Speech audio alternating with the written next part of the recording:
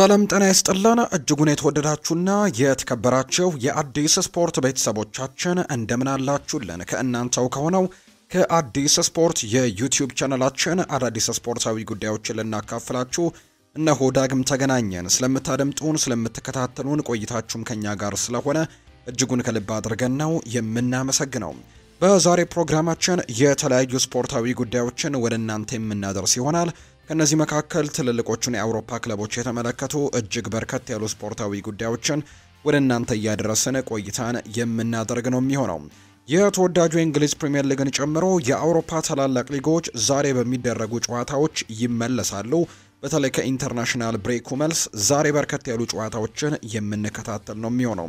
በተወዳጁ የእንግሊዝ ፕሪሚየር ሊግ በጀርመን፣ በጣሊያን፣ በፍሬንች፣ በስፔን የሚደረጉ ተጠባቂ ጨዋታዎች ያሉ የእነሱን የጨዋታ መርሃ ግብሮች ወደ እናንተ እናደርሳለን። እንዲሁም ስለ ክለቦች ደግሞ በርከት ያሉ ስፖርታዊ ጉዳዮችን የምናነሳ ነው የሚሆነው። እስከ ፕሮግራማችን ፍጻሜ ድረስ አብራችሁኝ እንድትቆዩ በአክብሮት ጋብዛለሁ። ቪዲዮአችንን ላይክ፣ ቻናላችንን ሰብስክራይብ እያደረጋችሁ ቆይታችሁን ከኛ ጋር አድርጉ። ከመሸጋገሪያ በኋላ በድጋሚ የምንገናኝ ይሆናል። አብራችሁኝ ቆዩ።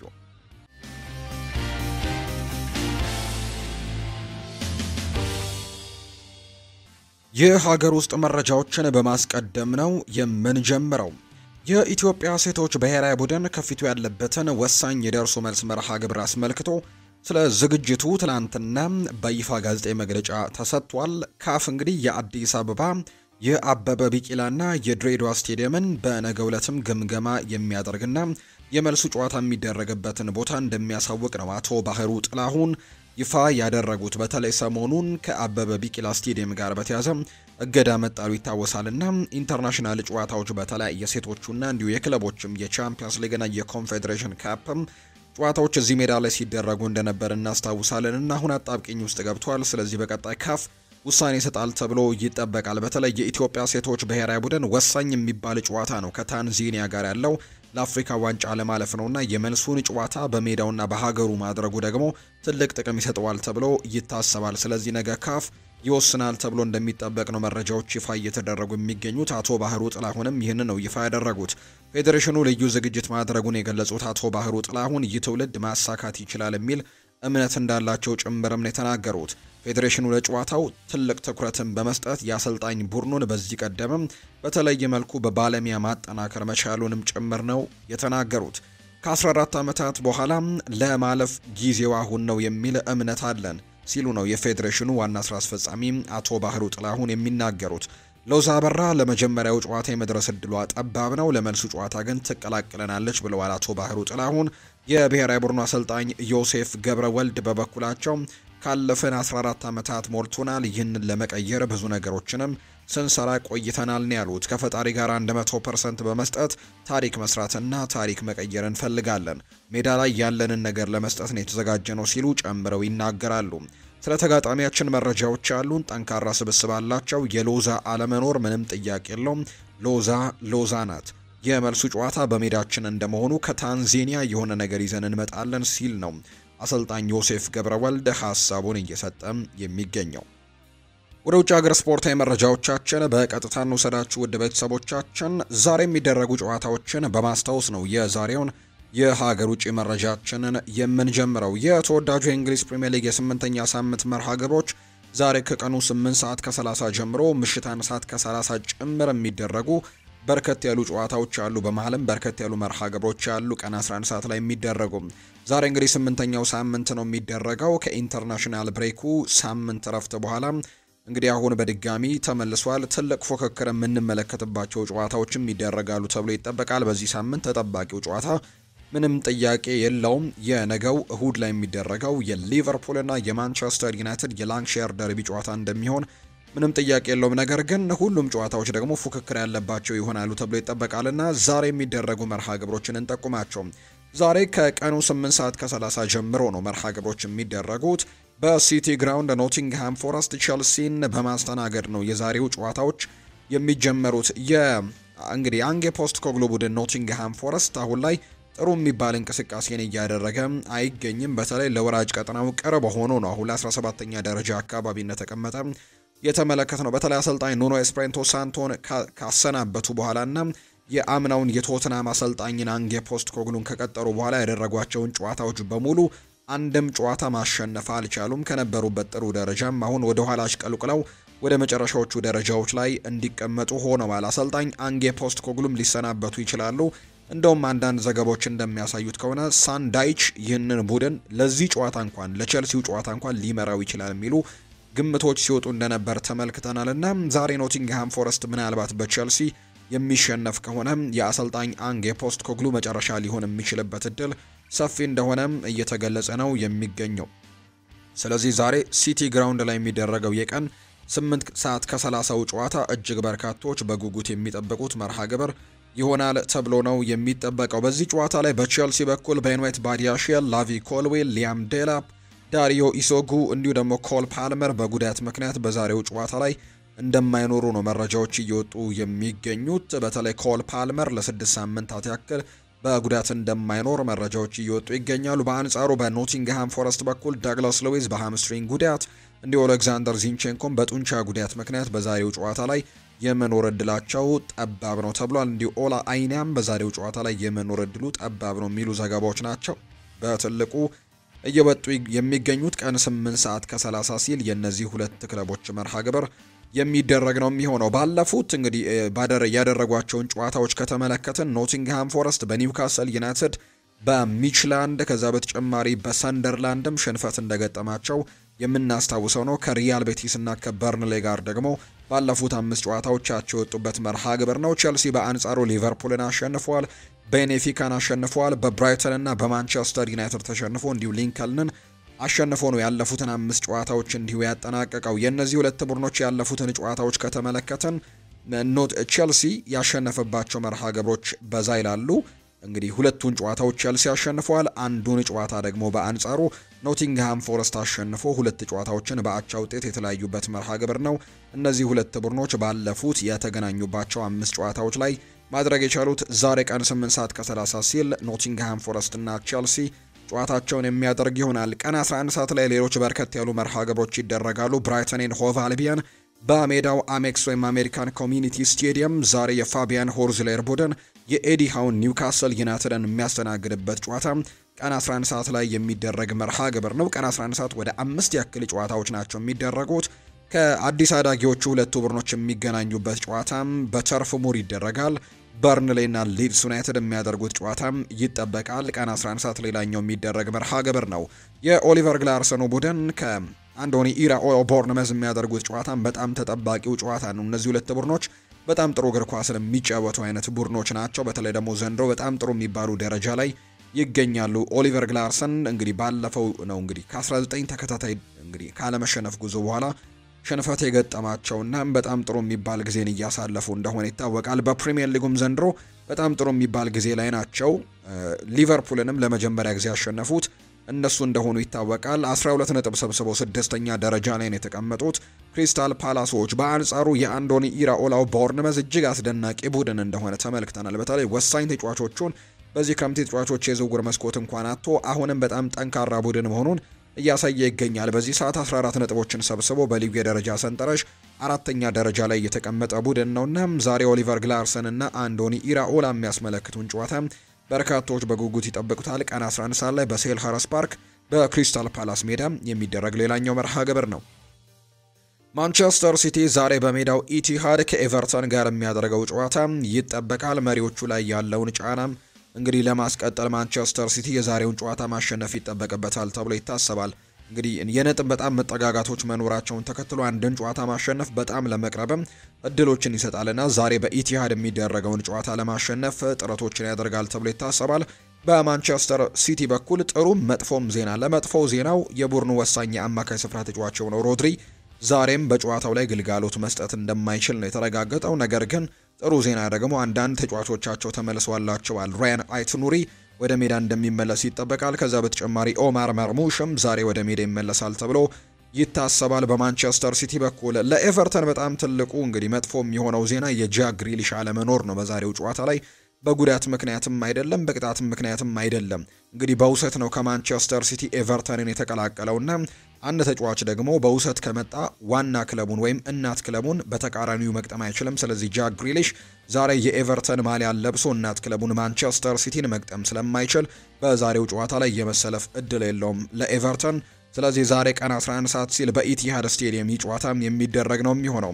ሰንደርላንድ በሜዳው ዛሬ ጨዋታውን ያደርጋል ከወልቨርሃምፕተን ወንደረርስ ጋር ነው መርሃ ግብሩን የሚያደርገው። ስታዲየም ኦፍ ላይት ላይ የሚደረግ ጨዋታ ነው። ይህ ጨዋታም ሰንደርላንዶች ጥሩ ጊዜን እያሳለፉ ቢገኙ ወልቭስ በቪቶር ፔሬራ እየተመራ ነጥቦችን ለማግኘት እጅግ በጣም ተቸግረው እንደነበር እናስታውሳለን። ነገር ግን ባለፉት ሁለት የመጨረሻ የተወዳጁ የእንግሊዝ ፕሪምየር ሊግ መርሃ ግብሮች ግን ወደ ነጥብ ማምጣቶች ሲሸጋገሩ ተመልክተናቸዋል። ሁለት ነጥቦችን እንግዲህ አምጥተዋል። ሁለቱን ያለፉትን ጨዋታዎች በአቻ ውጤት በማጠናቀቅና በእርግጥ 20ኛ ደረጃ ላይ ነው አሁንም የሚገኙት። ነገር ግን አሁንም ጥሩ ድል እንዳላቸው ይታመናል። ነጥቦችን መሰብሰብ አሁን ሁለት ነጥቦችን ባለፉት ጨዋታዎች ላይ ሁለቱንም ጨዋታዎች አቻ በማጠናቀቅ ነጥብ ማግኘታቸውን ተከትሎ የዛሬውን ጨዋታ ደግሞ ከሰንደርላንድ ጋር የሚያደርጉት ትንቅንቅም የሚጠበቅ ነው። ይህ ጨዋታም ቀን 11 ሰዓት ላይ የሚደረግ ሌላኛው መርሃ ግብር ነው። ምሽት 1 ሰዓት ከ30 ሲል የዛሬ የስምንተኛው ሳምንት የዛሬ መርሃ ግብር የመጨረሻው ጨዋታ ይደረጋል። ክራቨን ኮቴጅ ላይ የሚደረግ መርሃ ግብር ነው። ሌላኛው ለንደን ከተማ ላይ የሚደረግ ጨዋታ ነው።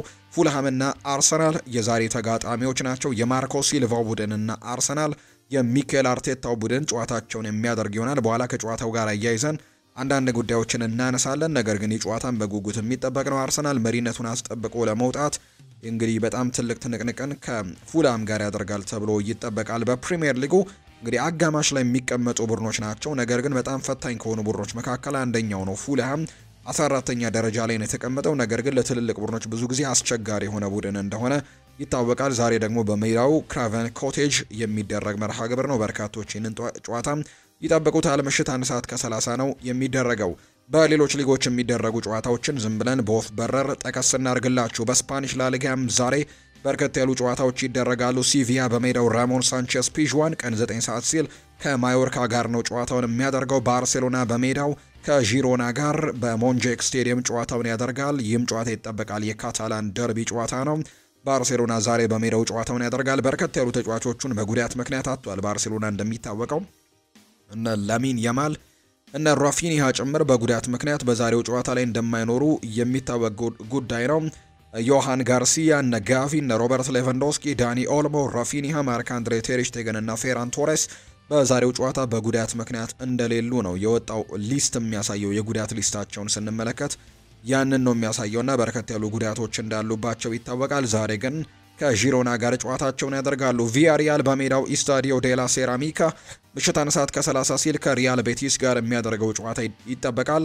አትሌቲኮ ማድሪድ በሜዳው ኤር ዋንዳ ሜትሮፖሊታኖ አሬና ምሽት 4 ሰዓት ሲል ከኦሳሱና ጋር የሚያደርጉት ጨዋታ ዛሬ ከሚጠበቁ መርሃ ግብሮች መካከል በስፓኒሽ ላሊጋ የሚጠበቁት ናቸው። በጣሊያን ሴሪኤ ሊቼና ሳሶሎ፣ ፔትሳና ቬሮና፣ ቶሪኖ ከናፖሊና ሮማ በሜዳው ኢስታዲዮ ኦሎምፒኮ ከኢንተር ሚላን ጋር የሚያደርጉት ጨዋታም ዛሬም የሚጠበቁ ጨዋታዎች ናቸው። በጣሊያን ሴሪኤ በጀርመን ቡንደስሊጋ ኮሎኝ ከኦግስበርግ፣ ሄዲንሃም ከቨርደር ብሬመን፣ ማይንስ ከባየር ሌቨርኩዘን፣ አርቢ ላይፕዚግ ከሃምበርግ፣ ቮልስበርግ ከስቱትጋርት እና ዛሬ በጣም ተጠባቂው ተፎካካሪዎቹ ሁለቱ ቡድኖችን የሚያገናኘው ጨዋታ ነው። በሙኒክ አሊያንዝ አሬና ይደረጋል። ጨዋታ ምሽት 1 ሰዓት ከ30 ሲል የደር ክላሲከር ጨዋታ ይደረጋል። ባየር ሚኒክ እና ቦሩሲያ ዶርትመንድ ዛሬ ምሽት 1 ሰዓት ከ30 ሲል ጨዋታቸውን የሚያደርግ ይሆናል። በፍሬንች ሊግ ኒስ ከሊዮን፣ አንጀርስ ከሞናኮ እና ኦሎምፒክ ደ ማርሴ ከሊ ሃርቬ ጋር የሚያደርጓቸው ጨዋታዎች ዛሬ በአውሮፓ ታላላቅ ሊጎች የሚደረጉ መርሃ ግብሮች እንደሆኑ ነው የወጣላቸው መርሃ ግብር የሚያሳየው። ክለቦችን የተመለከቱ ስፖርታዊ ጉዳዮችን እናንሳ። አርሰናልን በማስቀደም ነው የዛሬ ፕሮግራማችንን የምንጀምረው። እስከ መጨረሻው መሪ መሆን መቀጠል እንችላለን ሲል አሰልጣኝ ሚኬል አርቴታ ሀሳቡን ይናገራል። እንግዲህ ዛሬ የምናደርገው ጨዋታ ከባድ ቦታ ሄደን እንደምናደርግም ጠንቅቀን እናውቃለን ሲል ይናገራል። የአርሰናል ዋና አሰልጣኝ ሚኬል አርቴታ በቡድናቸው መሪ የሆነው የውድድር ዘመኑንም ማጠናቀቅ እንደሚችል ጭምር ነው ሀሳባቸውን እየሰጡ የሚገኙት። እንግዲህ አመቱን ሙሉ መሪ ሆነን ማጠናቀቅ እንችላለን ሲል የተናገረው የውድድር አመቱ እስከሚጠናቀቅም የሊጉ መሪ መሆን እንችላለን ያሉት አሰልጣኝ ሚኬል አርቴታ ጨዋታዎችን ማሸነፍ ከቀጠልን እዛ እንደምንሆን እርግጠኛ ነኝ ሲልም ጭምር ሀሳቡን ይናገራል። ፉልሃም በደንብ እየሰለጠነ ቡድን ነው፣ በጣም ከባድ ወደ ሆነ ቦታ እንደምንሄድም ጠንቅቀን እናውቃለን ሲል ጭምር ሚኬል አርቴታ ሀሳቡን እየሰጠ ይገኛል። በፉክክር ውስጥም የሊጉ መሪ መሆን ወይስ ደግሞ የሊጉ መሪን መከተል ሊመርጣሉ ተብሎ የተጠየቁት አርቴታ ምርጫዬ ሁሉንም ጨዋታዎች ማሸነፍና መሪ ሆኖ ጨዋታውን ወይም ውድድሩን ማጠናቀቅ ነው ሲል አሰልጣኝ ሚኬል አርቴታ ይናገራል። እኛ ማድረግ የምንችለው ነገር እንግዲህ ጥሩ መጫወት ነው፣ ዛሬ ማሸነፍ ነው። ስለዚህ ነገር ማውራት ደግሞ ገና ነው ሲሉ ስለ ዋንጫ ፉክክሩ ለማውራት በጣም ገና እንደሆነ ጭምር ይናገራሉ።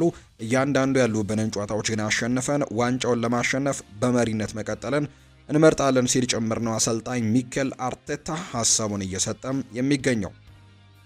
የዛሬው ተጋጣሚያቸው የአርሰናል ተጋጣሚ የሆነው የፉልሃም አሰልጣኝ የሆኑት ማርኮ ሲልቫም ሀሳባቸውን እየሰጡ ይገኛሉ። የአርሰናል የጉዳት ችግር ይሆናል ተብሎ እንግዲህ ተጠይቀው ነበር።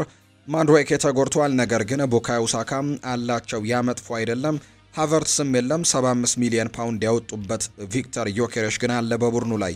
ይህ ደግሞ መጥፎ ዜና በጭራሽ ሊሆን አይችልም። ኦዴጋርድ እንዲሁ ተጎድቷል፣ ነገር ግን ኤብሪቼ ኢዚ ያላቸው። ይሄ ደግሞ መጥፎ ሊሆን በፍጹም አይችልም። ታዲያ የተጎዱ ተጫዋቾች አለመኖራቸው ለአርሰናል ክፍተት ሊሆን ይችላል ብላችሁ ማሰባችሁ ሳይገርምም ወይ ሲል ጭምር ይናገራል። ማርኮ ሲልቫ ነው ይህንን ሀሳብ የሰጠው። አንድ ቦታ ላይ አንድ ተጫዋች ቢጎዳባቸው እሱን መተካት የሚችል በጣም ጥሩ አማራጮች እንዳሏቸው ነው ማርኮ ሲልቫ እየተናገረ የሚገኘውና የአርሰናል የስኳድ ዴፕስ ዘንድሮ በጣም ጠንካራ እንደሆነና አንድ ወሳኝ ተጫዋች ቢጎዳ በዛ ቦታ ላይ ሌላ አንድ ወሳኝ ተጫዋች ሊተካው እንደሚችል ያምናል ማርኮ ሲልቫ። ማንድዌኬን አንስቶ ሳካ እንዳላቸው ተናግሯል። ሃቨርትስ ተጎድቷል ብሎ እንዲሁ ቪክተር ዮኬሬሽ እንዳለ ይናገራል። እንዲሁ ኦዴጋርድ ቢጎዳም ኤብሪቼ ኢዚያን ቦታ መተካት ይችላል ሲል ነው ማርኮ ሲልቫ ሀሳቡን የሰጠው። ቪክተር ዮኬሬሽ ጎሎችን በተጠበቀው ደረጃ እየመጡለት ባይሆንም ስፔሶችን በመፍጠር ግን በጣም የተዋጣለት አጥቂ እንደሆነም እየተመለከትን እንገኛለን። ጉዳት ላይ ያለውም ካይ ሃቨርትስ ደግሞ ስፔሶችን በመረዳትና ቦታን በመጠቀም ላይ እንከን የማይወጣለት ሐሰተኛ 9 ቁጥር ወይም ፎልስ ናይን የምንለው አይነት ተጫዋች እንደሆነ ይነገራል ብሏል። ዴኒስ ቤርካምፕ ነው ይህንን ሀሳብ እየሰጠ የሚገኘው። የቀድሞው የአርሰናል የአጥቂ መስመር ተጫዋች የሆነው ዴኒስ ቤርካምፕ ይቀጥልና ለዛም ነው የካይ ሃቨርትስንና የቪክተር ዮኬሬሽን ጥምረት ለማየት ኮዲው በጣም የጓጓሁት ሲልም ጭምር ይናገራል። አርቴታ ሁለቱን አንድ ላይ ቋሚ 11 ውስጥ ለመጠቀም ምን አይነት አስተላለፍን ይጠቀማል የሚለው ነገር ስጋቴ ነው እንጂ የሁለቱ ጥምረት ግን በጣም ጥሩ የሚባል ነገርን ማምጣት እንደሚችልና በጣም ጥሩ ነገሮችን ጎሎችንም በተረጋጋሚ ማምጣት እንደሚችል ግን እኔ ይሰማኛል ሲል የቀድሞ የአርሰናል እንግዲህ ድንቅ የነበረው አጥቂ ዴኒስ ቤርካምፕ ሀሳቡን እየሰጠም ይገኛል። ሌላኛው ሚኬል አርቴታ ስለ ቪክተር ዮኬሬሽ የሰጠው ሀሳብ ነው። የመጀመሪያ ውይይታችን ላይ እሱ የምፈልገው 9 ቁጥር እንደሆነ ነግሬዋለሁ። እናም 6-8 ጨዋታዎች ላይ ግብ አለማስቆጠር ቢያጋጥምህ ታልፈዋለህ፣ ካለበለዚያ ደግሞ እዚህ መምጣት አይጠበቅብህም ብዬ አስቀድሜ ነግሬዋለሁና አሁን እሱ በጣም ጠንካራ የሆነ ተጫዋች ነው። ጎሎችን ባያስቆጠር እንኳን ለቀጣይ ጨዋታዎች ዝግጁ ለመሆንና ለቀጣይ ጨዋታዎች ደግሞ ራሱን ለማሳየት ጠንክሮ የሚሰራ አይነት ተጫዋች ነው። ይህንን ደግሞ ከመምጣቱ በፊትም የተነጋገርንበት ጉዳይ ነው ሲል ጭምር ነው አሰልጣኝ ሚኬል አርቴታ ስለ ቪክተር ዮኬሬሽ ሀሳቡን እየሰጠም የሚገኘው። የማንቸስተር ዩናይትድ ጉዳዮችን እናንሳ። ብሩኖ ሚጌል ፈርናንዴዝ ምላሽ ሰጥቷል። ብሩኖ ፈርናንዴዝ አሁን ላይ አልተመቸውም፣ እሱም በዛ ቦታ ላይ መሰለፍ አይፈልግም ስለሚባልበት የጥልቅ አማካኝነት ሚናው ላይ የተለያዩ ሀሳቦች እየተነሱ እንደሚገኝ ይታወቃል። በርካቶች በዚህ ጉዳይ ምክንያት ከአሰልጣኙ ጋር ሰጣ ገባ ውስጥ ገብተዋል የሚሉ ነገሮችን ሲያነሱ ነበር። ከዛ በተጨማሪ ደግሞ ቦታው አልተመቸውምና ይህንን ደግሞ ከአሰልጣኙ ጋር ቅሬታ ሊፈጥር የሚችልበት አጋጣሚን ይፈጥራል የሚሉ አይነት ዘገባዎችም ሲወጡ ነበር። ነገር ግን ብሩኖ ለእነዚህ አይነት ጥያቄዎች ምላሽ ሰጥቷል። እኔ ከፊት የሚገኙ ተጫዋቾች ጋር ኳስ ማድረስ ይችላለሁ። ምናልባት በምርጥ ፓስ ላይሆን ይችላል፣ ነገር ግን ኳሶችን ላደርስላቸው ይችላለሁ።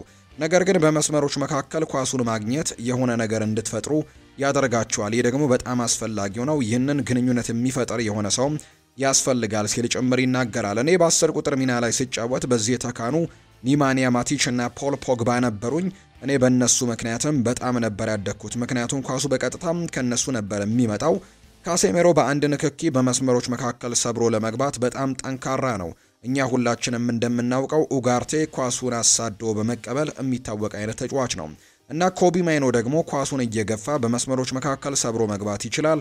እሱ ባለው ኃይልና ብቃትም በጠባብ ቦታዎች ላይ መግባት የሚችል አይነት ተጫዋች ነውና የተለያዩ አይነት አማራጮች አሉ። እኔ ግን ያኔ በ10 ቁጥር ቦታ ላይ ስሰለፍ በጣም ጥሩ ኳሶችን እንግዲህ ከመሃል ከተከላካዮች ተቀብለው በመሃል አሳልፈው ለኔ የሚሰጡኝ በጣም ጥሩ ተጫዋቾችን ነበሩ ከኔ ጋር። ማቲች እንዲሁ ፖል ፖግባም በቡድኔ ውስጥ ነበሩ ሲል ጭምር ነው የተናገረው ብሩኖ ይቀጥልና ወደዚህ ክለብ የሚመጣ የትኛውም አሰልጣኝ ከባድ ችግር ወይም ደግሞ ከባድ ነገር ውስጥ ለመግባት አንድ ጨዋታ በቂው ነው። በተቃራኒው አንድ ጨዋታ ማሸነፍ ደግሞ ፕሪሚየር ሊጉን እንደምታሳካው እንዲሰማክ ያደርጋል።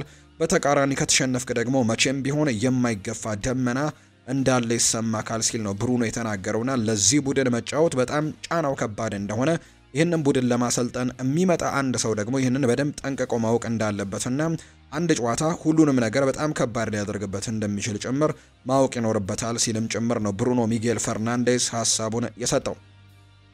ነገ የላንክሻየር ደርቢ ጨዋታ ይደረጋል። ማንቸስተር ዩናይትድ እና ሊቨርፑል ደግሞ ተጋጣሚዎቹ እንደሆኑ ይታወቃልና ከዚህ ጨዋታ ጋር አያይዞም የማንቸስተር ዩናይትድ አሰልጣኝ ሩበን አሞሪም የተለያዩ ጉዳዮችን አንስተዋል። ኑሱር ማዝራዊ ለጨዋታው ሙሉ ለሙሉ ይደርሳል ብዬ መናገር አልችልም፣ ሆኖም ግን የሚፈጠሩ ነገሮችን አብረን እንመለከታለን ሲሉ አሰልጣኝ ሩበን አሞሪም ይናገራሉ። በተለይ ሰሞኑን ከጉዳቱ እንዳገገመ የሚያሳዩ ሪፖርቶች በተደጋጋሚ ሲወጡ እንደነበሩ ሰምተን ነበር። እንዲሁም ደግሞ ለዚህ ጨዋታ ይደርሳል የሚሉ መረጃዎች ሲወጡ ነበር። ነገር ግን አሰልጣኝ ሩበን አሞሪም እንደተናገሩት ሙሉ ለሙሉ ይደርሳል ብዬ በግልጽ መናገር አልችልም ሲሉ ነው የተናገሩት። ምናልባት ቢደርስ እንኳን ተቀያሪ ሆኖ ሊገባ የሚችልበት እድል ካልሆነ በስተቀር በቋሚነት ሊሰለፍ የሚችልበት እድል ጠባብ እንደሆነ ነው የገለጹት። ሌላኛው ሊሳንድሮ ማርቲኔስ ከእሁዱ ጨዋታ ውጪ መሆኑን አረጋግጠዋል። ሊሳንድሮ አሁንም ከጉዳቱ እንደተመለሰ ቢነገርም የቡድን ልምምድም እንደሚጀምር ቢነገርም ነገር ግን ለቅርብ ጨዋታዎች ግን ዝግጁ እንዳልሆነ ነው የተገለጸው። ሰር ጂም ራትክሊፍ ሁልጊዜም ከኔ ጋር ንግግሮችን ያደርጋል፣ በእኔና በእርሱ መካከልም ምንም አይነት ችግር የለም ሲልም አሰልጣኝ ሩበን አሞሪም ይናገራል። ሁልጊዜም ማሰብ ያለብን ስለ ቀጣይ ጨዋታችን ነው። ከፊታችን ትልቅና ወሳኝ ጨዋታም እንደሚጠብቀን እናውቃለን። ከቦርዱ ትልቅ ድጋፍ እንዳለኝ ሁልጊዜም ይሰማኛል። ነገር ግን እኔ ከሌላ አካል ጫና እንደሚሰማኝ ስለማልፈልግ ሁልጊዜም እኔ ራሴ ላይ ትልቅ ጫናዎችን ለመፍጠር ሞክራለሁ ሲል ይናገራል ሩበን አሞሪም። ደጋፊዎቻችን ያለንበትን ሁኔታ ተረድተው ድጋፍ እየሰጡን መሆኑ ሁልጊዜም ደግሞ የሚያስደስተኝ ነገር ነው። በማንቸስተር ዩናይትድ ቤት ውስጥ እነርሱ ለውጥ ለማምጣት ጊዜ እንደሚያስፈልግ በደንብ ይረዳሉ። ይህም ደግሞ እጅጉን በጣም እኔን አስደስቶኛል ሲል ሩበን አሞሪም ለደጋፊው ያለውን ነገርም በምስጋና መልክም አቅርቧል። የእሁዱን ጨዋታ ለማሸነፍ ከፈለግን ትልቅ የራስ መተማመን ሊኖረን ይገባል። በራሳችን ካመንን እናሸንፋለን። በእግር ኳስ ሁሉም ነገር የሚቻል ነው። አንፊልድ ላይ ጨዋታውን ቢደረግ ሲል ጭምር ይናገራል አሰልጣኝ ሩበን አሞሪም። ስለዚህ በእግር ኳስ ማናሳካው ነገር የለም፣ ሁሉንም ነገር ማሳካት እንችላለን ሲል ይናገራል። ሴኒ ላሜንስ በየሳምንቱ ለመጫወት ከዚህ በበለጠም ራሱን ማሳየት አለበት። እርሱ በእሁዱ ጨዋታ ላይ ሊሰለፍ ይችላል ሲሉ ነው አሰልጣኝ ሩበን አሞሪም የተናገሩት። በእርግጥ በዚህ ጨዋታ ላይ ሴኒ ላሜንስ የመሰለፍ እድሉ ሰፊ ነው። ምክንያቱም ባለፈው የፕሪሚየር ሊግ ጨዋታ ላይ እንግዲህ በጣም ጥሩ የሚባል ፐርፎርማንስን አሳይቶ መውጣቱ ይታወሳልና የማንቸስተር ዩናይትድ ደጋፊዎችም ጭምር አሁን ላይ ከአልታይ ባይንደር የተሻለ ግብ ጠባቂ እንደሆነ ጠንቅቀው ተረድተዋል። ስለዚህ ሴኒ ላሜንስ በላንክሻየር ደርቢው ጨዋታ ላይ በቋሚነት የመሰለፍ እድሉ በጣም ሰፊ እንደሆነ ነው የሚነገረው። ነገር ግን አሰልጣኝ ሩበን አሞሪም የተጫዋች ከዚህ በላይ ራሱን ማሳየት ይጠበቅበታል የሚል አይነት ሀሳብን አጋርቷል። ሆኖም ግን ሴኒ ላሜንስ እስካሁን ድረስ በፒተር ሽማይክል ደረጃ ላይ አይደለም። ወጣት ነው፣ ነገር ግን ትልቅ አቅም አለው። ደጋፊዎች ከወዲሁ ወደውታል። ይሄ ደግሞ ለእርሱ በጣም አስደሳች ነገር ነው ሲልም ጭምር ነው የተናገረው። የአካዳሚ ቡድናችን በየጊዜው እየተሻሻለ ነው ብሏል ሩበን አሞሪም። እኔ እዚህ ከመጣሁኝ 1 ዓመት ሆኖኛል። ነገር ግን የቡድኑ ውጤት ጥሩ ስላልሆነ አካዳሚያችን ምርጥ አይደለም ማለት ግን አልችልም። የአካዳሚ ቡድኑን በንቃት መከታተል አለብን። ክለባችንን ለማሻሻል በምናደርገው ጥረት የአካዳሚ ቡድኑም ትልቅ ሚና እንደሚኖረው በደንብ ጠንቅቄ ያውቃለሁ ብለዋል። አንዳንድ ጊዜ ነገሮች በቶሎ ይቀያየራሉ። ነገር ግን የእነዚህን ሁለት ክለቦች ታሪክ ስትመለከቱ የሊቨርፑልና የማንቸስተር ዩናይትድን ሁለቱ እጅግ አስቸጋሪ በሆኑ ጊዜያት እንዳለፉ መረዳት ቀላል ነው። ዩናይትድ ዋንጫዎችን እያሸነፈ በነበረበት ወቅት ሊቨርፑል እጅጉን አስቸጋሪ ጊዜን እያሳለፈ እንደነበር እናስታውሳለን። አሁን ደግሞ በተቃራኒው ነው እየሆነ የሚገኘው ብለዋል። ለደጋፊዎቻችን እውነተኛና ታማኝ መሆን አለብን። የትኛውንም ጨዋታ ማሸነፍም እንደምንችል ማሳየት አለብን። የሊቨርፑል ጨዋታንም የማሸነፍ እድሉ አለን። ሊቨርፑል አሁን ባለበት ደረጃ ላይ አይደለም። እነርሱ ያሉበት ቦታ ላይ ለመገኘት ምን ያክል ጊዜ ይፈጃል የሚለውም ጥያቄ ምላሽ መስጠት አልችልም ሲሉ ነው አሰልጣኝ ሩበን አሞሪም እየተናገሩ የሚገኙት። በተለይ ሊቨርፑልም ቢሆን ባለፉት ጥቂት ጨዋታዎች ከኢንተርናሽናል ብሬኩ በፊት በተደረጉ ጨዋታዎች ላይ ተከታታይ ሽንፈት እንደገጠማቸው ይታወሳል። ክሪስታል ፓላስ፣ ጋላታሳራይ እና ቼልሲ በተከታታይ ሊቨርፑልን እንዳሸነፏቸው ይታወሳል። ስለዚህ ጨዋታ በጣም ትልቅ ትግል የሚደረግበት ጨዋታ እንደሚሆን ነው በርካቶች በጉጉት እየጠበቁት የሚገኘው። ከዚህ ጨዋታ ጋር በተያያዘ አንዳንድ ጉዳዮችን እናንሳ። በተለይ በዚህ ውድድር ዓመት ማንቸስተር ዩናይትድ በጣም ጥሩ የሚባሉ ቁጥሮችን እንዳስመዘገበ ነው በርካቶች የሚያነሱት። በተለይ በዚህ ውድድር ዓመት የሚያገኟቸውን እድሎች አለመጠቀም እንጂ በጣም ጥሩ እድሎችን ግን እንደፈጠሩ ይነገራል። ለምሳሌ ያክል ኤክስፔክትድ ጎልስን የፈጠሩ ክለቦችን ከተመለከትን ማንቸስተር ዩናይትድ ነው በቀዳሚነት ዘንድሮ የተቀመጠው። ዩናይትድ 14.06 ኤክስጂዎች ነበሩት። ክሪስታል ፓላስ ሁለተኛ ነው። እንዲሁም ማንቸስተር ሲቲ በዚህ ቁጥራዊ መለኪያ ሶስተኛ ደረጃ ላይ የተቀመጠ ነው ዘንድሮ በፕሪሚየር ሊጉም።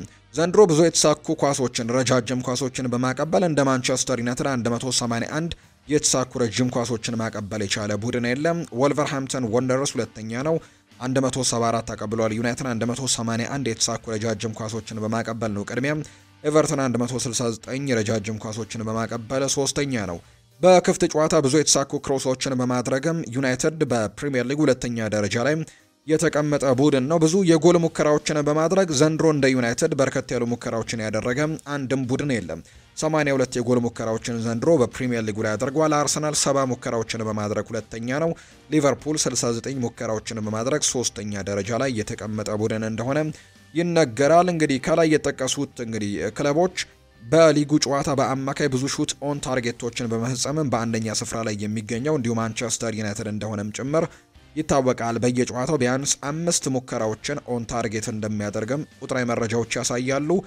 እንግዲህ ማንቸስተር ዩናይትድ በቁጥራዊ መረጃዎች ዘንድሮ ቁጥራዊ መረጃዎች የሚደግፉት አይነት ቡድን ነው። ነገር ግን ሜዳ ላይ ውጤቶችን ማምጣትና ጎሎችን ማስቆጠር ደግሞ እጅግ በጣም ወሳኝ ይሆናል ተብሎ ነው የሚጠበቀው።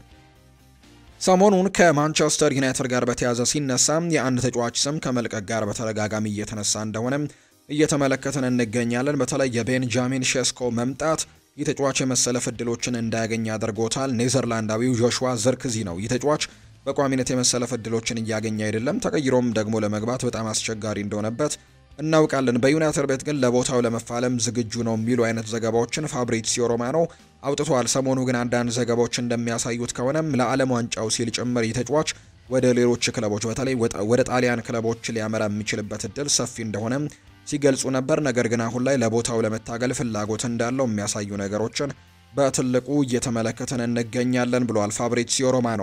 ጆሹዋ ዘርክዚ በዩናይትድ ቤት ለቦታው መፋለም ይፈልጋል።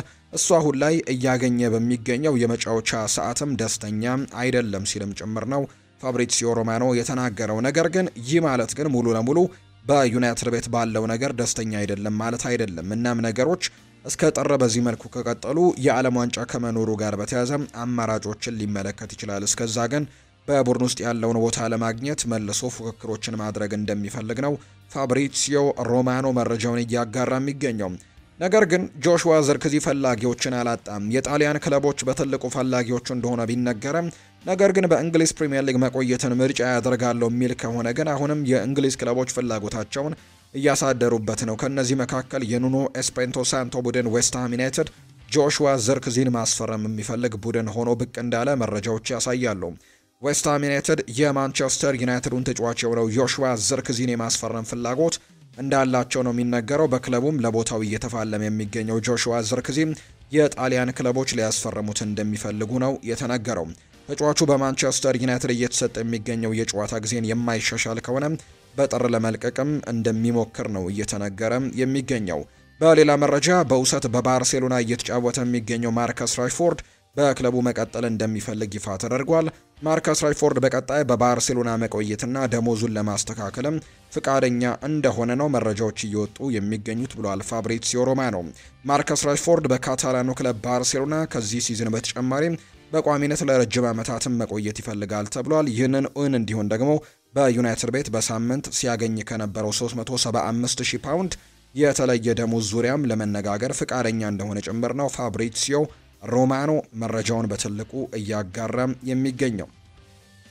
ከማንቸስተር ዩናይትድ ጋር በተያያዘ የመጨረሻ መረጃችን የምናደርገው የቀድሞ ተጫዋች የሆነው ኒኪ ባት የሰጠውን ሀሳብ በመናገር ነው። እንግዲህ ዛሬ የማንቸስተር ዩናይትድ ጉዳዮቻችንን የምናጠቃልለው ከቅርብ ጊዜያት አንስቶ በርካታ የማንቸስተር ሲቲ ሰራተኞች ወደ ማንቸስተር ዩናይትድ መምጣታቸው የተለመደ ሆኗል። ይህም ደግሞ የማይታመነው ሲል ይናገራል። በተለይ በአመራር ዙሪያ ላይ ያሉ አንዳንድ ሰዎች እንደዛ ሲመጡ ተመልክተናል። እነ ኦማር ቤራድን ጨምሮ ከዚህ በፊት በማንቸስተር ሲቲ ቤት ማገልገሉ ይታወሳል። አሁን በማንቸስተር ዩናይትድ ቤት እያገለገለ ነው የሚገኘውና ይሄ የተለመደ ነገር አይደለም ሲልም ጭምር ነው የተናገረው። የማይታመን ነው ሲል ነው ኒኪ ባታ የገለጸው። ምክንያቱም የትኛውም የባርሴሎና ሰራተኛ ወደ ሪያል ማድሪድ አያመራም፣ በተቃራኒው የሪያል ማድሪድ ሰራተኛም ቢሆን ወደ ባርሴሎና አያቀናምና አሁን ላይ ግን እየተመለከትን የምንገኘው የማንቸስተር ሲቲ አንዳንድ ሰራተኞች ወደ ማንቸስተር ዩናይትድ መምጣታቸው እየተለመደ መጥቷል። ይሄ ደግሞ የማይታመን ነገር ነው ሲል ነው የተናገረው ኒኪ ባት ሐሳቡን ሲሰጥ።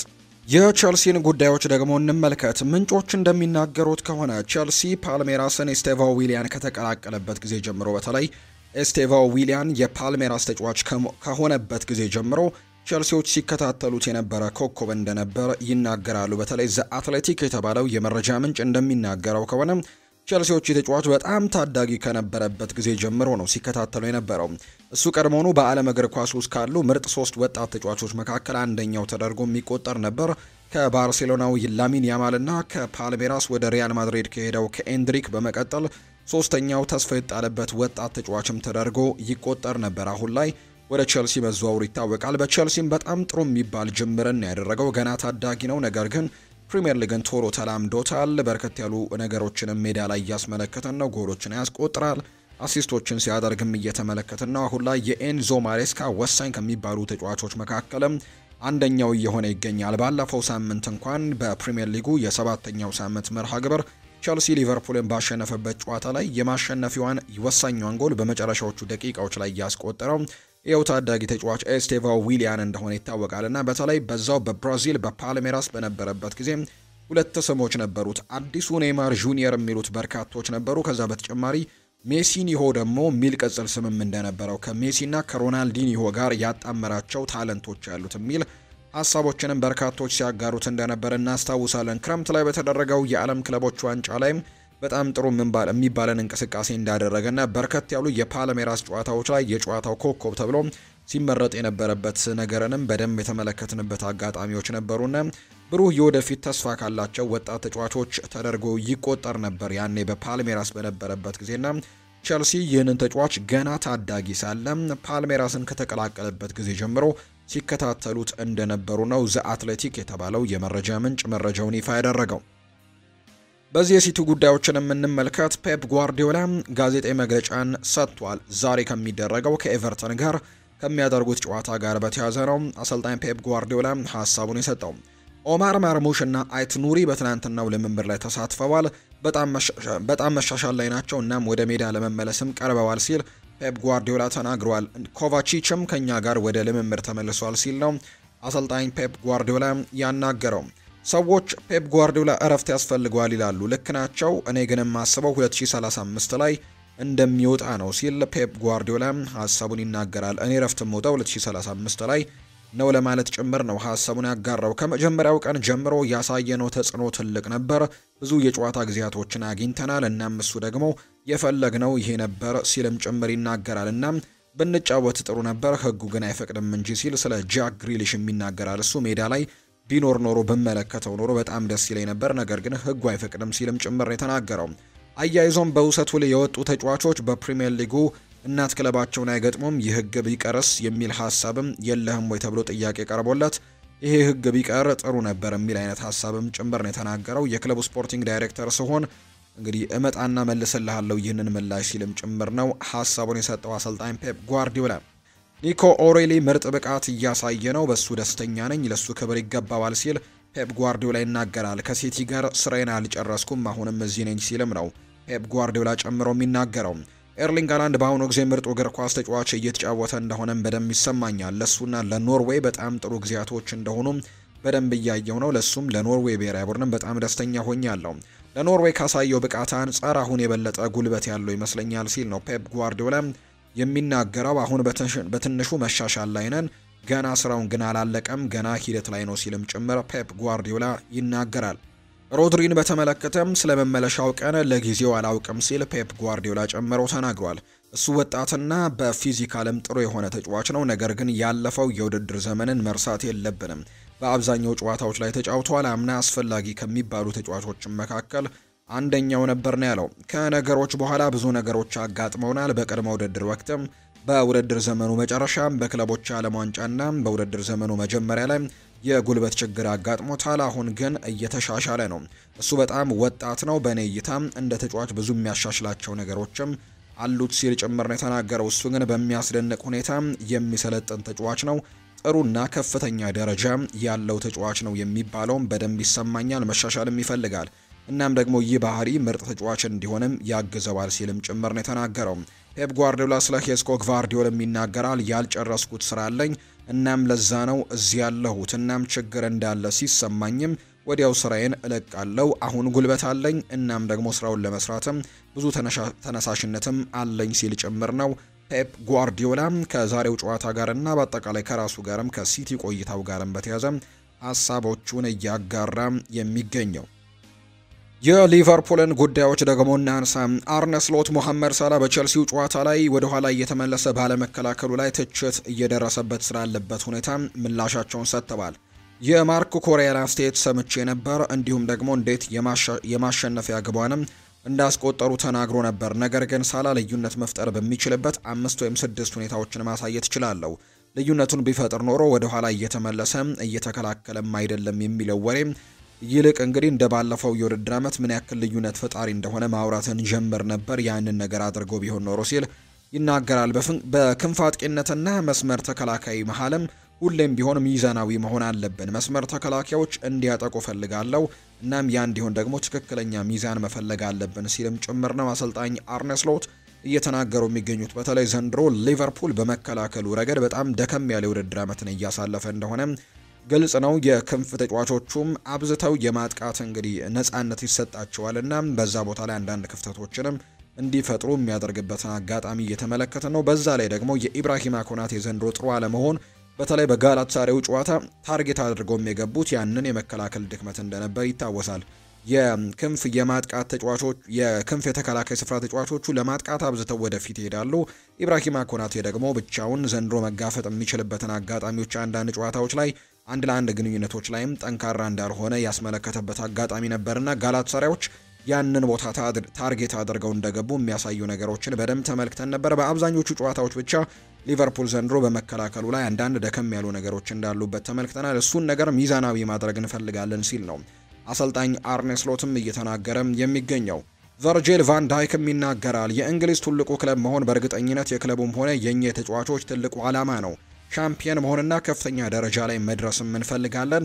ነገር ግን ፕሪሚየር ሊጉ በማይታመን ሁኔታ ግን ከባድ ፉክክር ገብቷል የሚል አይነት ነገርም እየተናገረ ይገኛል። ዘንድሮ ጠንከር ያለ ፉክክር ይገጥመናል። እንደ አምናውም ዋንጫውን ለማሸነፍ በጣም ቀላል ይሆንልናል ብዬ አላስብም። እንግዲህ ፕሪሚየር ሊጉ በጣም ጠንካራ ውድድር ነው ሲልም ጭምር የተናገረው ቨርጂል ቫን ዳይክ ስለ ሊቨርፑል አስተሳሰብም ደረጃ ሲናገር ክለቡ ባደረጋቸው ማጠናከሪያዎች ጥሩ ስራን ሰርቷል ብዬ አስባለሁ። ነገር ግን ማጠናከሪያዎች አይደሉም፣ ምክንያቱም ግልጽ በሆነ መልኩ ከፍተኛ ጥራትን አጥተናል። ከቅርብ ዓመታት ውስጥም በጣም አስፈላጊ የሆኑ ተጫዋቾች እነ ሉዊስ ዲያስ፣ ዳርዊን ኑኔስ፣ ዣሬል ኳንሳ፣ ሃርቪ ኤሊዮት እነዚህን የሸጥናቸው ተጫዋቾች ትልቅ ጥራት ያጣንባቸው ተጫዋቾች ናቸውና እነሱን ተካን እንጂ ሙሉ ለሙሉ የጨመርነው ነገር የለም ወይም ደግሞ እነዚህን መተካት ነው የቻልነው ሲልም ጭምር የተናገረው። እነዚህ ሽንፈቶችን ማካካስና በብቃት ማከናወን ነበረብን። በአሁኑ ሰዓት ገበያው አስቸጋሪ እንደሆነ ተረድተናል። ነገር ግን ክለቡ እነዚህን ሰዎች በማስፈረም ረገድ ትልቅ ስራን ሰርቷል። አሁን ላይ በሜዳ ላይ ለመስራትና በጣም ጠንካራ ቡድን መፍጠር የምንችልበት በሁሉም ውድድሮች ላይም ለመታገል ጊዜው አሁን ነው፣ ግባችንም ይሄ ነው ሲል ጭምር ነው ቨርጂል ቫን ዳይክ ሀሳቡን እየሰጠ የሚገኘው። የሪያል ማድሪድ ጉዳዮችን እናንሳ። የሪያል ማድሪድ የዳይሬክተሮች ቦርድ አሰራር ግልጽ ነው። ማንኛውም በመገናኛ ብዙሃን ወይም ኦፊሻል ማስታወቂያዎች የሚተላለፉት ከውል ወይም የኮንትራት እድሳት ጋር የተያዙ መረጃዎችን አዎንታዊ ቢመስሉም የክለቡን ስራ ላይ ግን አሉታዊ ተጽዕኖዎችን ሊያሳድሩ ይችላሉ በማለት ነው የሚያምነው። እነዚህ ማስታወቂያዎች በአንድ ተጫዋችና በወኪሎቻቸው መካሄድ ላይም ባለው ድርድር ወይም ደግሞ በተጫዋቹ የሜዳ ላይ እንቅስቃሴ ላይም ተጽዕኖ ሊያሳድሩ እንደሚችሉ ይገልጻሉ። በዚህም ምክንያት ደግሞ ክለቡ ሁልጊዜም የተጫዋቾችን ኮንትራት ማደሱን የሚያሳውቅ ይፋዊ ማስታወቂያም አይወጣም። ይህ ደግሞ ብዙ ጊዜም ተከስቷል ሲል ጭምር ነው ዘ አትሌቲክ መረጃውን እያጋራ የሚገኘው። በአሜሪካ ማያሚ ይደረጋል ተብሎ የታቀደው የቪያሪያልና የባርሴሎና የላሊጋ ጨዋታ በመቃወም ደረጃ ክለቦች 9ኛው ሳምንት የስፓኒሽ ላሊጋ ጨዋታዎችን ለማቆም እያሰቡ እንዳለ ነው መረጃዎች የሚያሳዩት። ሀያዎቹ የላሊጋ ክለቦችም ካፒቴኖች ከስምምነት ላይ ከደረሱ በዚህ ሳምንት የሚደረጉ የላሊጋ ጨዋታዎች ላይ ትልቅ ተቃውሞ ሊደረግ እንደሚችልና በተቃውሞ ምክንያትም ጨዋታዎቹ ከ20 እስከ 30 ሰከንድም ሊዘገዩ እንደሚችሉ ዘገባዎች እየወጡ ይገኛሉ። ዳቪድ አላባ ሪያል ማድሪድን በውድድር ዓመቱ መጨረሻ ማለትም ሰኔ 2026 ይለቃል። ተጫዋቹ ከመቆየት ይልቅም ለመልቀቅ የቀረበ በመሆኑ ክለቡ የኮንትራት እድሳት ጥያቄም ያቀርብለታል ተብሎ አይጠበቅም የሚል መረጃ ነው የወጣው። ሪያል ማድሪድ በጥር ወር ለጎንዛሎ ጋርሲያ የሚቀርቡ ጥያቄዎችን ይቀበላል። ነገር ግን ሻቪ አሎንዞ ስፔናዊውን ተስፈኛ አጥቂ እንደ ቁልፍ ተጫዋች ስለሚቆጥረው እንግዲህ ክለቡን የመልቀቁ ሁኔታ ውስብስብ ይሆናል ተብሎ ይታሰባል። ጎንዛሎ ጋርሲያ አሁንም በቡድን ውስጥ እንዲቆይ ነው ፍላጎት ያለው አሰልጣኝ ሻቪ አሎንዞ እና የተጫዋች እንዲለቅ ፍላጎት የለውም። ነገር ግን በጥር ወር የሚቀርቡለትን ጥያቄዎች ግን ይሰማል ተብሎ ይታሰባል። ሪያል ማድሪድ ምናልባትም ሊፈቅድ የሚችልበት እድሎችም እንዳሉ ጭምር የሚያሳዩ ዘገባዎች ናቸው የወጡት። ነገር ግን ቀደም ብዬ እንደገለጽኩላችሁ አሰልጣኝ ሻቪ አሎንዞ ግን ይህንን ተጫዋች በቡድን ውስጥ ማቆየት በትልቁ የሚፈልገው ነገር እንደሆነ ነው ይፋ የተደረገው። ማርካ ነው ይህንን መረጃ ያወጣው። ሌላኛው ማርካ ያጋራው መረጃ ጁድ ቤሊንጋም ወደ ሜዳ መመለሱን ተከትሎ ሻቪ አሎንዞ መሃል ሜዳው ላይ በአራት ተጫዋቾች እንዲመራ ሊያደርግ ይችላል። በዚህ ምክንያትም ፍራንኮ ማስታንቱኖ ወደ ተጠባባቂ ወንበር ሊወርድ የሚችልበት እድል በጣም ሰፊ እንደሆነ እየተገለጸ ይገኛል። ስለዚህም በ4-4-2 አይነት ወይም ደግሞ በዳይመንድ ቅርጽ አይነት አካባቢ ጨዋታዎቹን ሊያደርግ የሚችልበት እድል በጣም ሰፊ ነው። በሁለት አጥቂዎች መጫወትንም የሚወድ አይነት አሰልጣኝ እንደሆነ ይታወቃል ሻቪ። ከዛ በተጨማሪም አራት የመሃል ስፍራ ተጫዋቾችን በመጠቀም አርዳ ጉሌረን አሁንም የቡድኑ ወሳኝ ተጫዋች አድርጎ ማስቀጠልን ምርጫው ያደርጋል። እሱን ተጠባባቂ ከማውረድ ይልቅ ፍራንኮ ማስታንቱኖን ወደ ተጠባባቂ ወንበር ማውረድን ምርጫው እንደሚያደርግ ነው በሻቪ አሎንዞ በኩል የሚነሱ መረጃዎች እየወጡ የሚገኙት። ማርካ ነው ይህም ለስፔኑ ክለብ ሪያል ማድሪድ በጣም ቅርብ የሆነው የመረጃ ምንጭ ነው መረጃውን እያጋራ የሚገኘው። ሻቪ አሎንዞ የሪያል ማድሪድ እንቅስቃሴን በውጤታማና በጠንካራ ፕሬሲንግ ደረጃ ለውጦታል። ሪያል ማድሪድ ኳሱን ከመጨረሻው ሶስት አጥቂዎች መልሶ በማስጣል ረገድም በአውሮፓ ቀዳሚው ክለብ በመሆንም እየመራ እንደሚገኝ ነው ቁጥሮች የሚያሳዩት። ኬሊያን ምባፔ ሙሉን ሲዝን ማለትም 61 ጨዋታዎቹን ምናልባት በሲዝኑ እስከ 63 ጨዋታዎችን የሚጫወት ከሆነ 84 ግቦች ላይ መድረስም እንደሚችል በአሁኑ ሰዓት እያሳየ ካለው እንቅስቃሴ መገመት ይችላል ይላል ዲያሪዮ አስ ባወጣው መረጃ። ነገር ግን ይህንን ለማድረግ ኮንሲስተንሲ በጣም ጥሩና በጣም ትክክለኛ ነገር እንደሆነ ይነገራል። እንዲሁ ደግሞ ከጉዳት ነፃ መሆንም ያንንም ነገር ለማድረግም በጣም ጠቃሚ እንደሆነ ይነገራል። አሁን ላይ እንግዲህ እግር ኳስ በአንድ ሲዝን በጣም በርከት ያሉ ጨዋታዎች የሚደረጉበት እንደሆነ ይታወቃል። የአውሮፓ ቻምፒየንስ ሊግ ፎርማቶች ተቀይረዋል። ከዛ በተጨማሪ ሌሎች ውድድሮችን በትልቁ መኖራቸው ተጫዋቾች በጣም ብዙ ጨዋታዎች ላይ እንዲሳተፉ እያደረጋቸው ይገኛልና ኬሊያን ምባፔ በዚሁ ቁጥሮቹ የሚቀጥል ከሆነ በርከት ያሉ ጎሎችን ለማስቆጠር እድሎችን ያገኛል ተብሎ ነው የሚጠበቀው። የኤል ክላሲኮ ትኬቶችም በ5 ደቂቃ ውስጥ ለሪያል ማድሪድ አባላት ተሽጠው አልቀዋል። በቀጣይ ኦክቶበር 26 በሪያል ማድሪድ እና በባርሴሎና መካከል በሳንቲያጎ ቤርናቢው ለሚደረገው የመጀመሪያው የውድድር ዓመት የላሊጋ ጨዋታ በፊት በድጋሚ ትኬቶችም ለደጋፊዎች የሚሸጡ ሲሆን ዋጋውም ከ135 እስከ 645 ዩሮ ይደርሳል ሲል ነው ማርካ የተባለው የመረጃ ምንጭ ያጋራው። ከዚሁ ከኤል ክላሲኮ ጋር ግን ካነሳን አይቀር ላሚን ያማልን የተመለከተ መረጃን እናንሳ።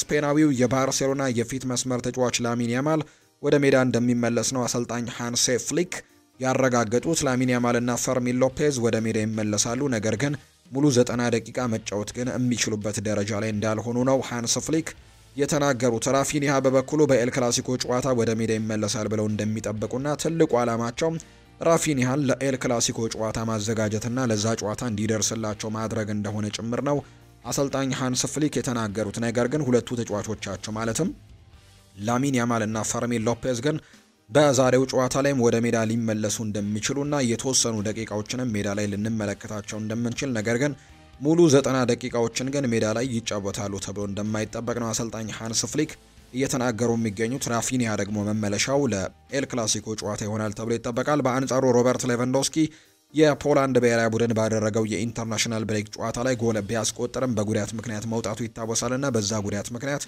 በርከት ላሉ ሳምንታት ይህንን ቡድን ማገልገል አይችልም። ከኤል ክላሲኮ ጨዋታም ውጭ መሆኑ የተረጋገጠም ተጫዋች እንደሆነ ነው ዘገባዎቹ የሚያሳዩት። ስለዚህ ሮበርት ሌቫንዶስኪ በእነዚህ ጨዋታዎች ላይ አይኖርም። የባርሴሎናና የቪያሪያል ጨዋታ አሜሪካ በመካሄዱ ደስተኛ አይደለሁም ብለዋል ሃንስ ፍሊክ።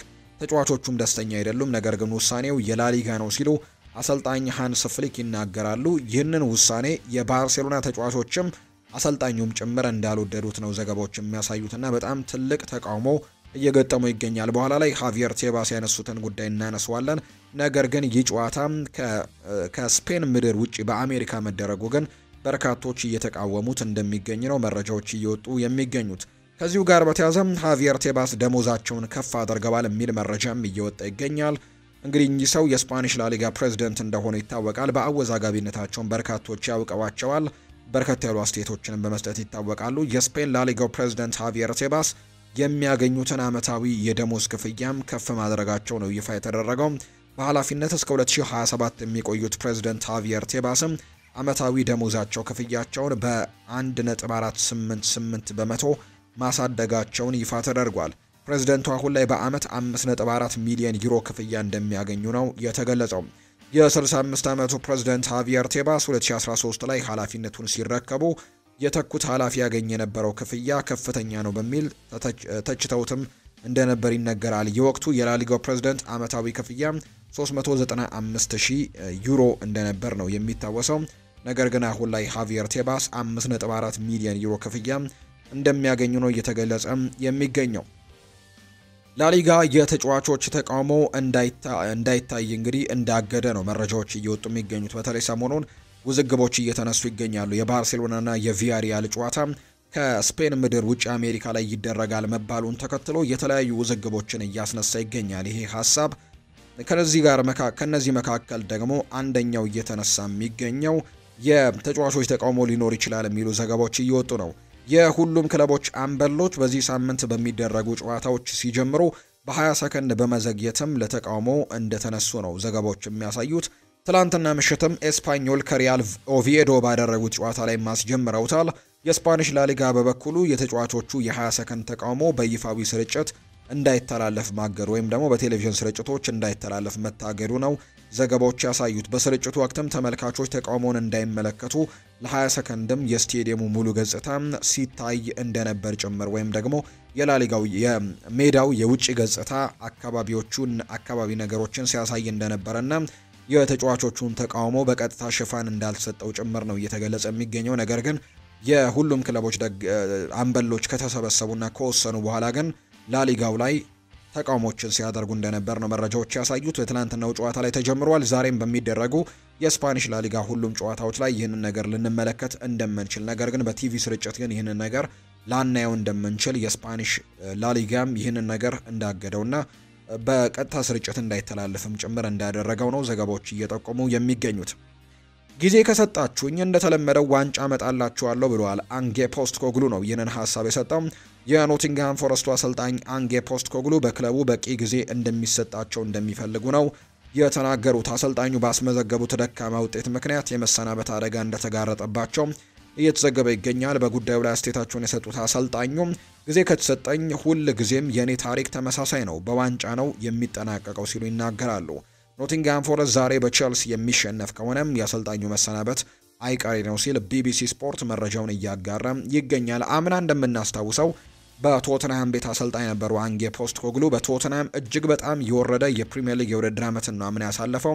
ከወራጅ ቀጠናው አንድ ከፍ ብሎ ብቻ እንግዲህ ከ18ኛ እስከ 20ኛ ያሉ ቡድኖች 3 ቡድኖች ወደ ታችኛው ሊግ እንደሚወርዱ ይታወቃል። ያጠናቀቁት ቶተንሃሞች 17ኛ ደረጃን ይዘው ነውና በጣም ከባድ የሚባል ጊዜን ነው በፕሪሚየር ሊጉ ያሳለፉት። ነገር ግን በመጨረሻም ቡድኑ ከ17 ዓመታት በኋላ ዋንጫ የመጣበት ዓመትም እንደነበር ግን መርሳት የለብንም። በፕሪሚየር ሊጉ በጣም ደካማ የውድድር ዓመትን ቢያሳልፉም ነገር ግን በዋንጫ ያጠናቀቁበት ዓመት እንደነበር እናስታውሳለን። የዩሮፓ ሊግ ዋንጫን ማሸነፋቸውን አምና የምናስታውሰው ጉዳይ ነውና በኖቲንግሃም ፎረስትም ጥሩ የሚባል ጅምርን አላደረጉም። በፕሪሚየር ሊጉ አሁን የሚገኙት አምና ያጠናቀቁበት 17ኛ ደረጃ ላይ ነው። ነገር ግን የኔን ታሪክ ታውቁታላችሁ፣ ጊዜ የምትሰጡኝ ከሆነ መጨረሻዬ ዋንጫ ማምጣት ነው የሚል አይነት ሀሳብን አሰልጣኝ አንጌ ፖስቴኮግሉ እየሰጡ ይገኛሉ። ነገር ግን የኖቲንግሃም ፎረስቱ ዋናው ፕሬዝዳንት እንግዲህ ይህንን ነገር ይታገሳሉ ተብሎ አይጠበቅም። ኢቫንጀሎስ ማሪናኪስ አሰልጣኝን በማሰናበቱ እንግዲህ በተለይ የኑኖ ኤስፕሬንቶ ሳንቶ ስንብት በርካቶች ያልጠበቁት ነው። ሜዳ ላይ ውጤቶቹ ጥሩ ሆኖ ሳለ ነገር ግን ከሜዳ ውጪ በነበሩት ከሁለቱ ሰዎች ጋር የነበሩ ሰጣ ገባዎች ምክንያት አሰልጣኙ መሰናበቱን በርካቶች ያምናሉና እንግዲህ ለኑኖ ኤስፕሬንቶ ሳንቶ ያልተመለሱት ኢቫንጀሎስ ማሪናኪስ በተከታታይ ጨዋታዎች ሽንፈት እየገጠሙ የሚገኘውን አንጌ ፖስቴኮግሉን ያቆይታል ተብሎ እንደማይጠበቅ ነው መረጃዎች በትልቁ እየወጡ የሚገኙትና እንደውም ሰሞኑን ሳንዳይች ጭምር ይህንን ቡድን በአሰልጣኝነት ለመምራት ተስማምቷል የሚሉ ዘገባዎችም በትልቁ እየወጡ ይገኛሉ።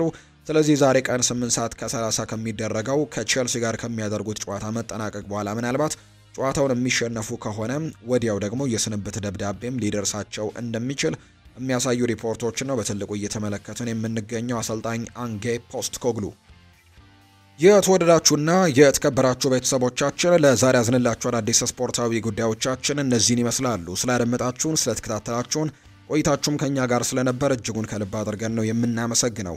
ፉአድ ባህሩ የዛሬውን ፕሮግራም እየመራው ከእናንተ ጋር ቆይታን አድርጌያለሁ። ቪዲዮአችንን ላይክ፣ ቻናላችንን ሰብስክራይብ እያደረጋችሁ ቆይታችሁን ከኛ ጋር ያደረጋችሁ በሙሉ ላቅ ያለ ምስጋናችንን ለእናንተ ማቅረብ እንወዳለን።